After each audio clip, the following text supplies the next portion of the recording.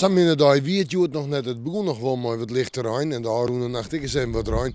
Maar verder valt op dat wij de Aroene dagen in de joentijden, in de nachten en in de maandtijden het meeste wetter hebben en dat het door daar aardig opkapt. En zo speelt je stil het ik blauwe van de weekend. Het is zelfs zo dat richting het weekend het al je wat, nou wel eens wat stabieler werken. Allereerst het waar voor joen en vannacht. Ja, de lucht begint en we hebben rein en lichte rein. En dat zet al heel bij of letter joen in. En verder is een temperatuur om de bij de zo'n graden heen. En de wind uit het westen en het zuidwesten waai, matig en krachtig. De krachtige wind natuurlijk in het kustgebied.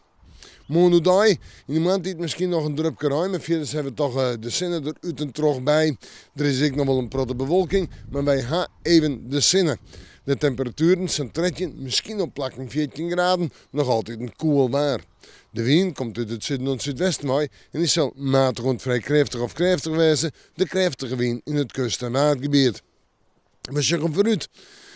Ja, maandje.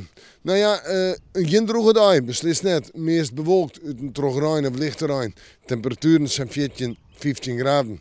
En zeggen we dan naar de toonje, dan wordt het zo'n 15 of 16 graden. En op vrijdag zijn 16, misschien 17 graden. En deze dagen toch aardig droog waar, of het zo'n licht duiken wezen matten. Nou ja, dat weekend, dat Pinksterweekend, ik zal het er morgen over hebben. Ik denk dat het wel wat taf valt en dat de droge perioden, maar de zinnen, de oren hebben. We moeten morgen, we weer even in het waarschuwen.